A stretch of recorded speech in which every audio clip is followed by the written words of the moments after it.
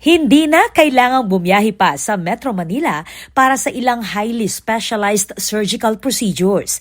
Mas mapapalapit na ito sa mga pasyente sa Central Luzon matapos opisyal na ilunsad ng Sacred Heart Medical Center ang Robotic Assisted Surgery Program.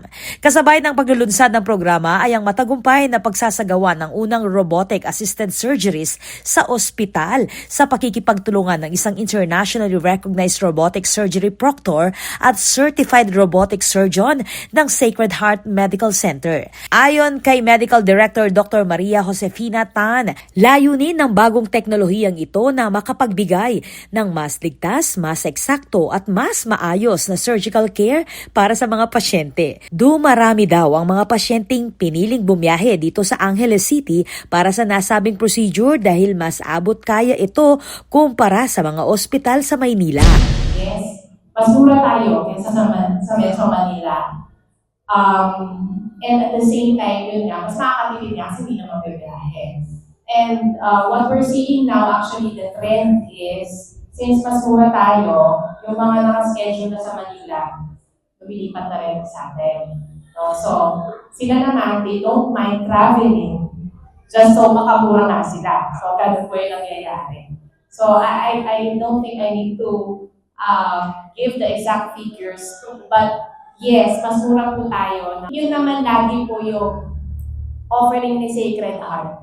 I mean, I think our doctors can testify, no, na we really offer competitive prices across all of our services. And at the same time, we don't practice socialized pricing. So meaning po, regardless kung anong room yung kinuha nyo, kung residential yon or deluxe, compared sa award, lahat po ng prices namin sa laboratory, sa gamot, fixed naman. Wala pong nagbabago doon. Bagamat gumagamit ng robotic technology, nilinaw ng ospital na ang sistema ay hindi pumapalit sa surgeon. Ang bawat galaw ng robotic platform ay kontrolado at pinamumunuan pa rin ng isang specially trained surgeon upang mas mapahusay ang precision, visualization at control sa operasyon.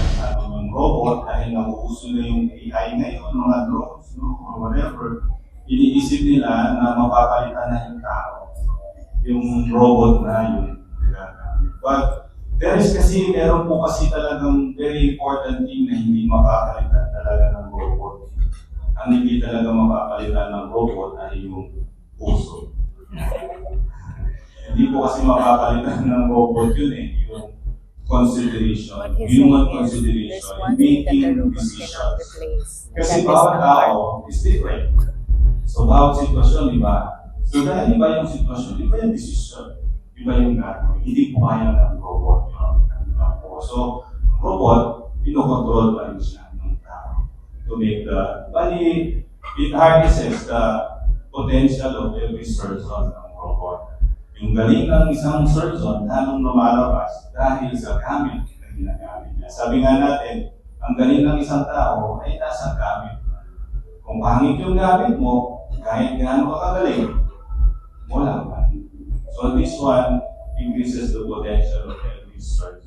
Bahagi ang Robotic Assisted Surgery Program ng long-term vision ng Sacred Heart Medical Center na palawakin ang access sa world-class healthcare, mapabuti ang patient outcomes at higit pang palakasin ang specialized medical services sa Central Luzon. Bilang bahagi ng pagdiriwang, nagsagawa rin ng ospital ng The Future of Surgery is Here Surgeons Leadership Forum kung saan tinalakay ng mga medical experts ang kinabukasan ng robotic assisted surgery, surgeon training at ang patuloy na pagunlad ng modern surgical care. Sa pamamagitan ng bagong programang ito, umaasa ang Sacred Heart Medical Center na mas maraming pasyente sa Central Luzon ang magkakaroon ng access sa advanced surgical procedures na hindi na kinakailangang pambumiyahe sa ibang rehiyon. Ako po, Patricia Mamangon para King News Force Pampanga, Balitang Totoo, King Balen Susuyo.